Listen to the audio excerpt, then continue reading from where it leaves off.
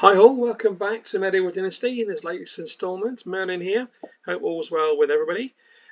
So first of all, I just want to say it's been a few seasons since last video, so I've been grinding away trying to get some kind of better processes in place and automation. But I've also made some changes as well. Now you're in camera view at the moment because I wanted to give you a brief tour from the air and then from the ground. Because the thing is, I've made some big changes. First of all, obviously the fields are still the same, they haven't changed. If we go around to the right, if we try to go a bit higher up in the camera, that area there used to have all my work buildings. And I had a little bit of a thought the other day and a bit of a redesign. And it's all being changed. The town it's still work in progress, but the town has been changed to look something like this. This is obviously when we last did the video, there was a lot more trees about, so you can see there's a lot been done since the last time I released any content. Let's get down to ground level. So we're back at ground level and we're going to have a bit of a tour. It's like one of those major makeovers that came to my mind at the time. So there's some new housing put along here. So we've got a couple of new houses here. There's one here. And to do that, some of the old ones have been taken down.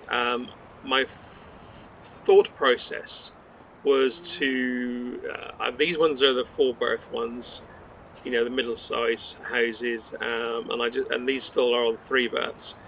Again, my thought process would be eventually that these would be retirement homes. So when your villages get to a certain age, they're currently being occupied by families, but as time goes on, those that are due to retire, they're currently in 4 beds, will move into the 3 beds, and I treat it like a retirement home by the sea. Each one has a garden. These are 2 of the older houses which will eventually be demolished and replaced. And along with all these here, this will be changed as well. So again, it's still a work in progress. We move over this sort of direction. And we'll come back to this this area in a moment. But on your right, you will see that I've actually made up a new set of orchards. So this one lays bare at the moment because I wanted to get in some seedlings which you plant in the spring. So I should be looking to do that about now because we're in spring now. And these are all hops. Now the only other thing I'm kind of sort of delaying on the trees here, the fruit trees, is I've got nothing to put them in. So fruit trees develop, obviously, the fruit which you would use in, say, pies or tarts, or even in the drinks when the tavern's ready. None of which are ready yet to go ahead, so it may be that it'll be hops for the time being. But there is a worker that works the orchards. We're now going to go over to the animal area. So you may remember the animal area was across the other side of the river, and they are now here.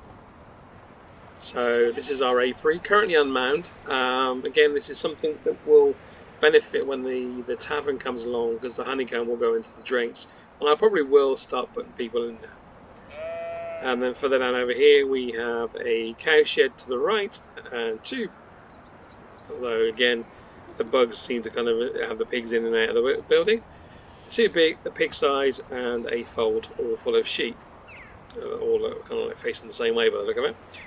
So, and again, this is all kind of like designated. There probably will be another sheepfold going up at some point, but we'll cross that bridge eventually. You probably see alongside there's some more decor done, and I'm going to come back to that in a minute.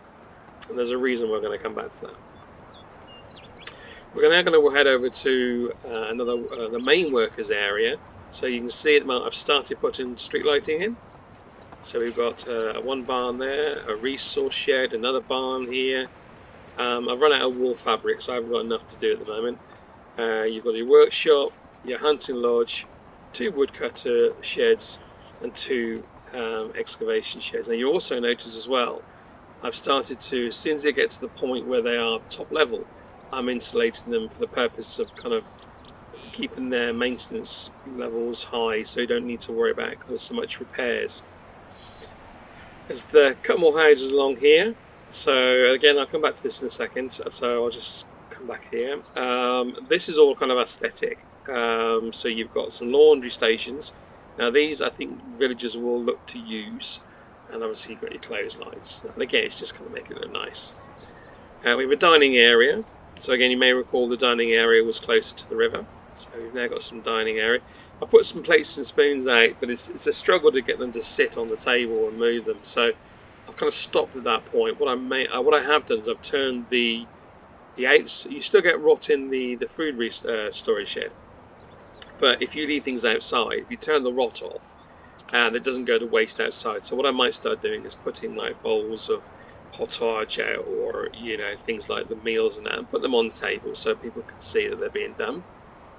A couple of again, aesthetic archery areas, and again there's some housing this side as well. So you've got two housing. These are both 4 berths, and inside they do have the lighting that I mentioned before. So they've got the hanging lanterns, and some of them have got fur as well, fur rugs. Eventually every house will have inside lighting and fur rugs as standard. Again, all the housing that comes down through here. So a few more houses down here. I've started insulating that one in the back, but I've run out of limestone, so I'll need to finish that one off. Donkey shelter's still here at the moment. It probably will get moved further along in due course, along with potentially a new horse stable, but again, I'll wait for that. And again, this is my new house here. Not my house, but this is another new 4 berth here. And my house is in the corner. And so that's still the same as before, so let me just get off a minute. You'll also notice when I go in, you might already be doing this yourself anyway, or the kids playing by the water, that you can change your beds. So I have now comfortable beds. Now they do cost wool as well, which is why I'm thinking of obviously getting another fold in, so I can get more wool to make wool, because it takes 6 pieces of wool to make 1 wool thread, and then it's 1 thread for 1 fabric, but you still need to have that. So all 3 of my beds in here are now comfortable beds, and as I said before, we've got lanterns. We've got 1 there and 1 over here somewhere. Where's it gone? Oh, there it is there. The other thing I did get, I thought it'd be, whether it would work or not, I don't know, to hang my clothes up. So I've got a hanging rack. However, it's purely, at the moment, it seems to be aesthetic. You can't hang anything on it, unfortunately. Now, again, eventually every house will have these type of beds. I'm hopeful that this will affect the mood of your villagers. So yeah, every house will eventually have these type of beds.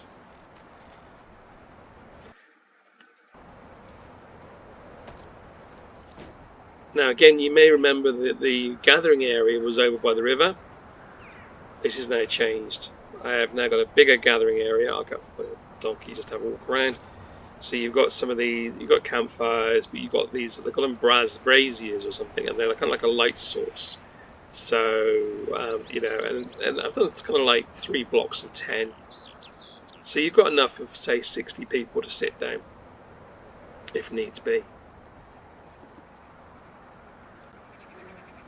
Now, I've kind of skipped over it so far, but the final thing I'm going to show you in this redesign, which again, as I said, still work in progress, still things to do, is I've decided to put up log palisades for your border.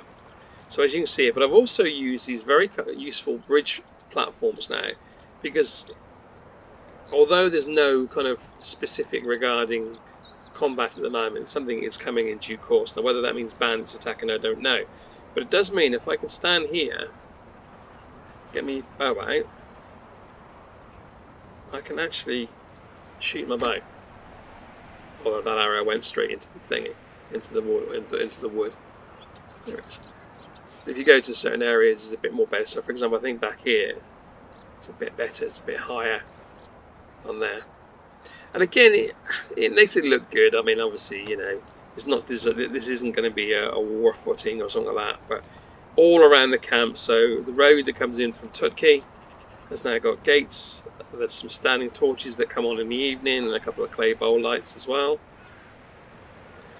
And it goes around the entire camp. So again, if you go around over here, Again, this does need tidying up, but at the moment it was fine as it is. But again, you got here, this is a bit better. So again, this is slightly higher. So maybe what I might do is I might redo those over there, because you can adjust the height of your platforms. But again, you know, so again, this is here quite nicely. You can see all the way along down the end. And it makes it feel like a bit more of a town, along the same sort of lines as what you've seen with the, like, in the valley map, Gostovia and things like that. And again, there's another door here on the road to heading out towards Gostovia. And again, some more standing torches, so it makes it look a little bit more pleasing to the eye. So yeah, so bringing in the kind of platforms or the bridges is it's been very useful to do this on that basis. So anyway, so basically by doing a lot of recreating, I mean, obviously a lot of the log work on the palisades where me chopping trees down and making planks, it's just kind of helped me with the skill scores and the technology points. So we're now in a position to be able to build a builder's hut, which I'm going to go over here to be honest, a builder's hut and also some market stalls. So the builder's hut, I'll put that back here, and what that does when it's built, and I won't build on screen for now, because I'll show it in the next episode, but what it does is you allocate or assign a villager to it. And then basically, as soon as you see those little damaged reports come up on your buildings, you then allocate a report accordingly to the builder, and then they go and fix it. So again, once I've built it, I'll be in the next video, I'll show you what the situation is. It's in the services buildings. The other thing I will do, and I'll do this on screen, is market stalls is now available. So we can now put market stalls. Now I always said originally, when I built the bridge over to the island, it was mainly for the tavern, but also to put the market stalls.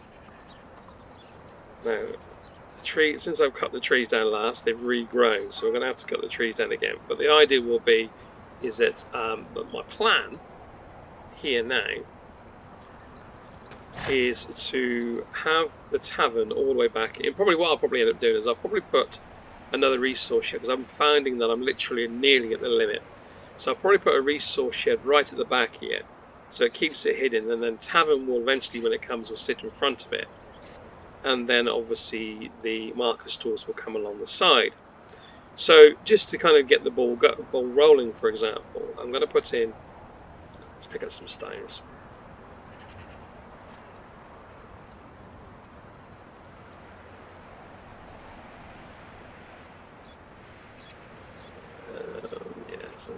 Some stones here. Well, I'm going to kind of make a road, or a pathway, should I say, to start with the market stalls. And the plan will be is that you'll have two. If I kind of go from here, for example, you come off the bridge, and one pathway will go around that way, and one pathway will go around that way, and each pathway will have a market stall, so as people walk down. So let's just put some road in place here now, for example. So go along here.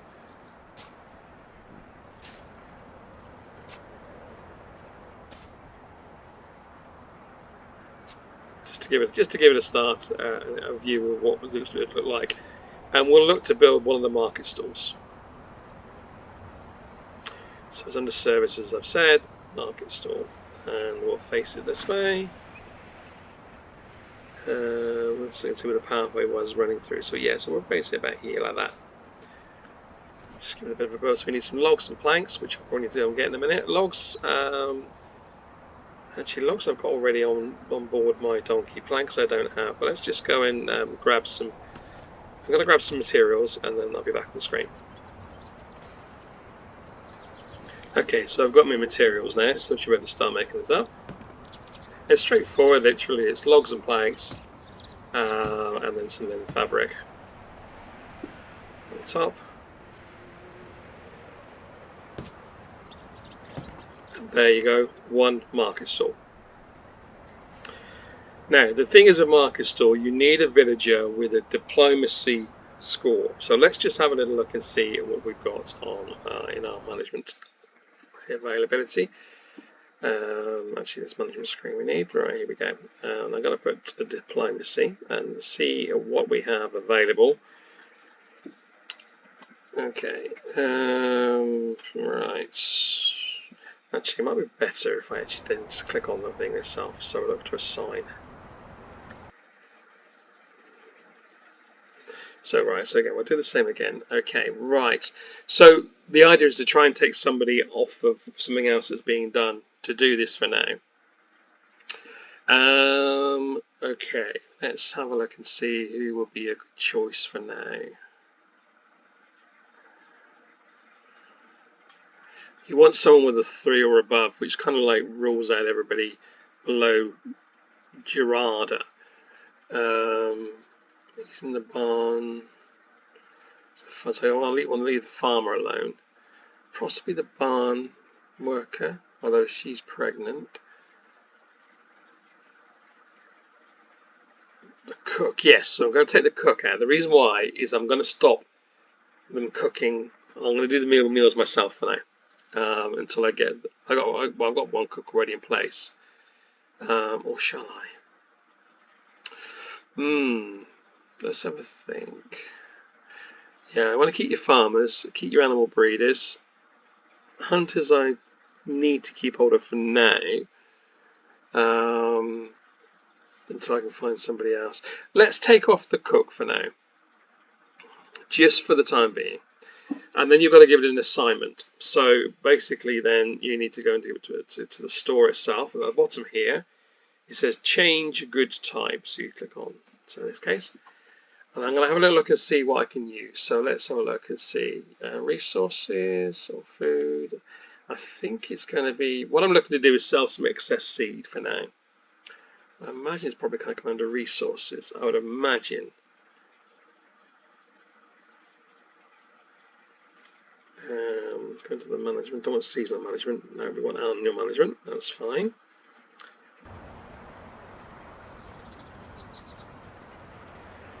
Now, again, let's go back into the actual building itself. Here we go. Right, so set assignments.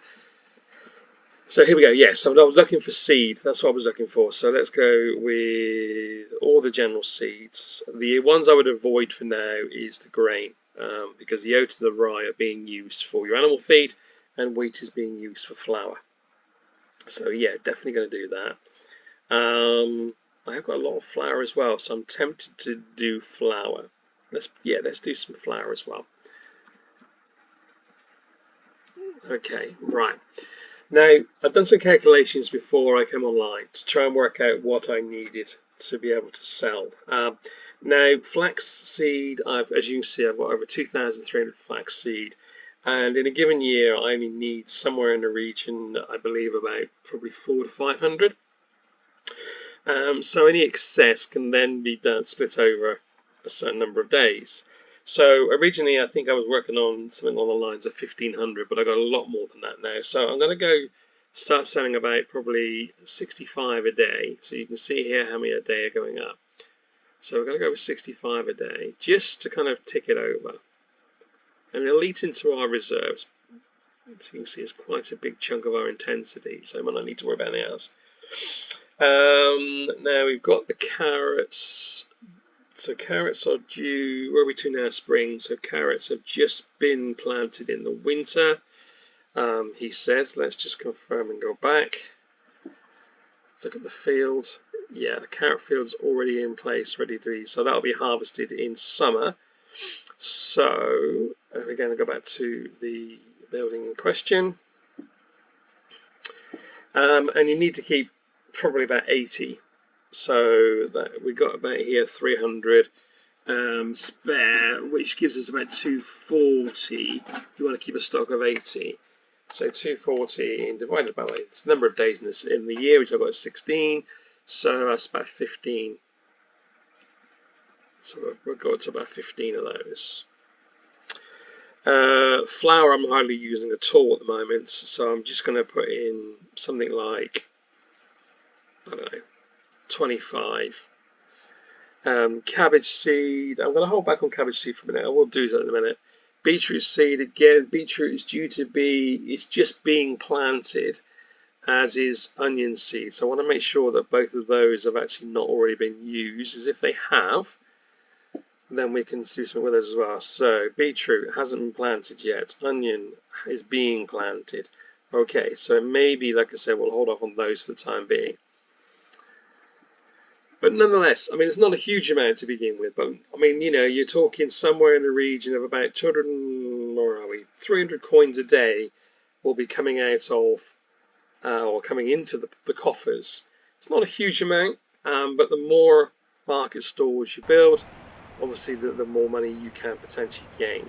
So eventually, like I said, the plan will be is I'll have a couple more this side, and then I'll snake the road around again there, do a couple more that side. So when people come onto the island, they can come past here, and then eventually when the tavern's built, they'll have the tavern as well.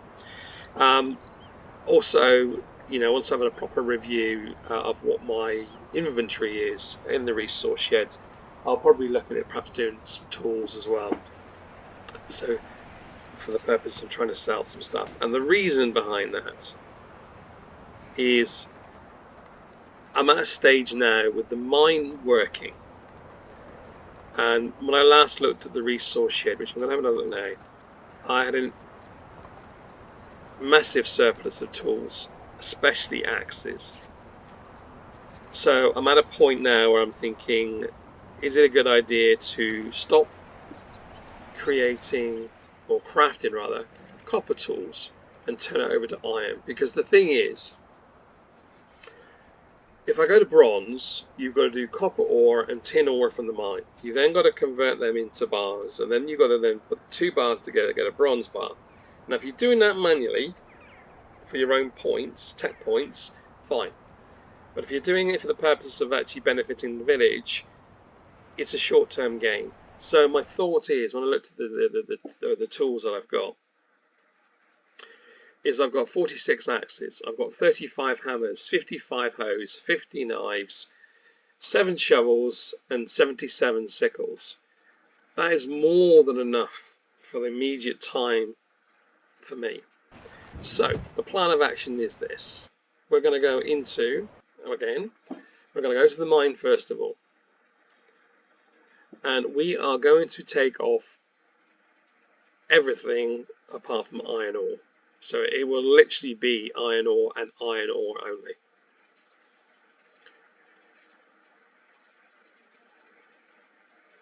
So let's just do that.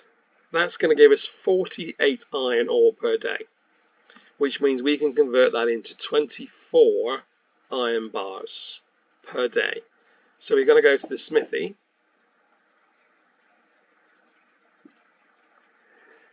And we're going to take everything off. I'm going to cut everything back out.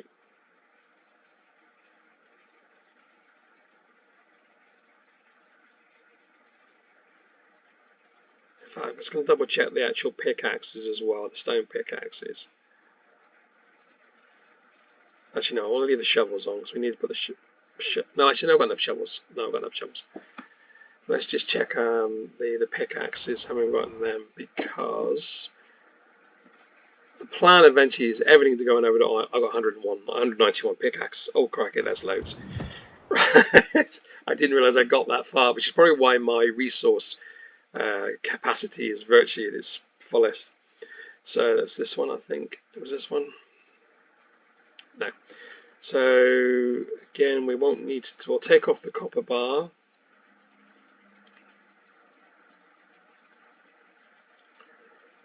Now, because I can do 24 iron bars a day, I'm going to do 12 in here.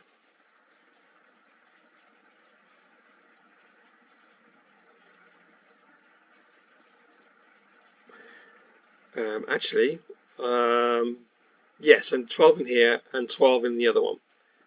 And I've just had a nice little thought as well, which may prove useful. So let's edit the assignments. We don't need the pickaxe either. So edit your assignments, take everything off that I had before. I just want to keep on iron bars for now.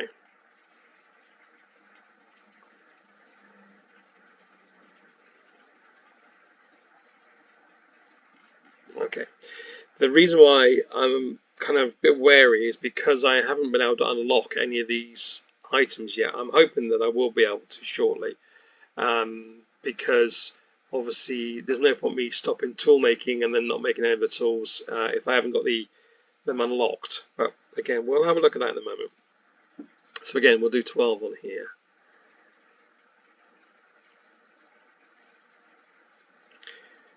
Now the reason why I kind of like stopped then for a second, specifically probably with the other one more than this one, is that in theory I've got 2 people working here, both on level 5. I just want to check this one as well.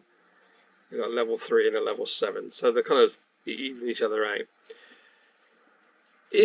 And because the intensity is not full, if I take out one of each of the villagers, I could probably get away with 1 villager in each smithy for now and put them somewhere else on production just for the time being to do something else.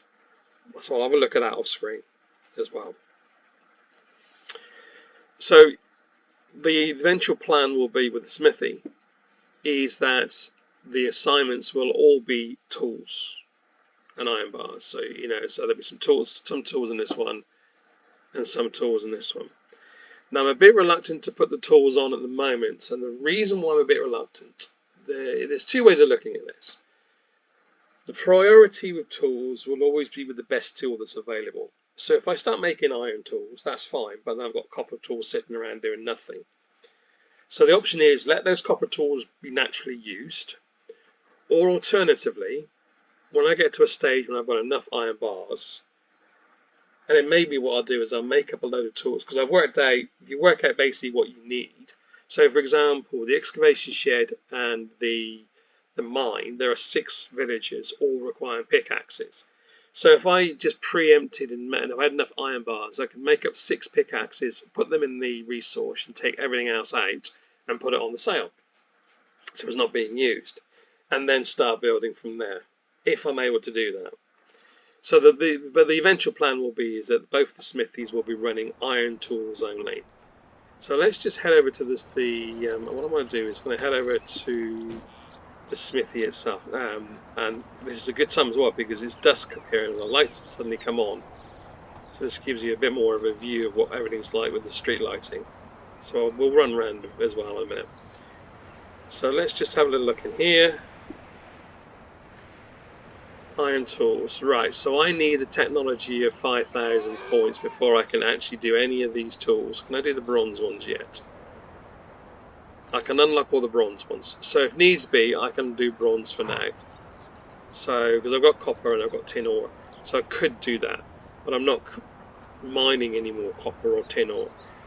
So let me also have a quick look at the technology points on this one to get to the 5,000. So it's production.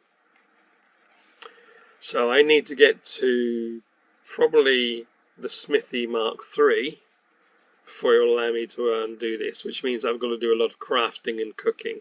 So probably what I'll do is, again off screen, I will do a lot of crafting of bronze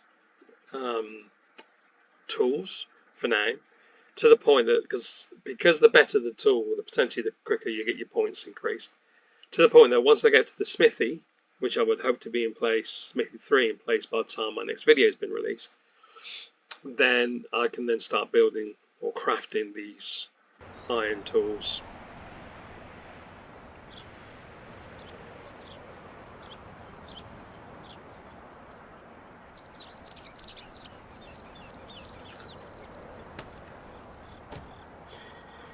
Okay, so just to finish off the video, I'm going to just quickly go around and look at the lighting again,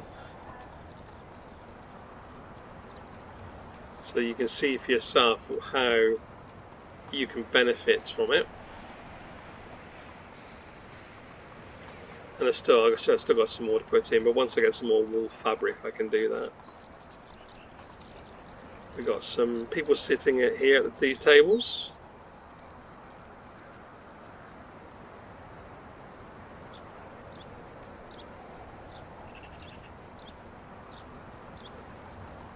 And again, more street lighting down through here, and again, there's a lot more people gathering around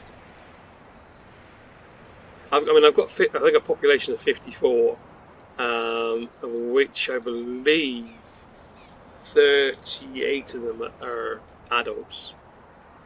I've created enough for 60 people to sit down.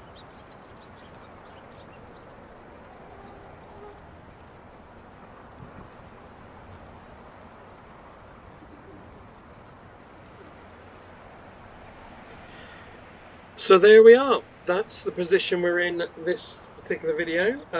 As I said, in the next video, we'll be looking, probably we'll be at 10 years by then. So it'll be the 10-year anniversary of the game that we've been in. At which point, I hope to have done a bit more and a bit closer to be able to unlock those iron tools.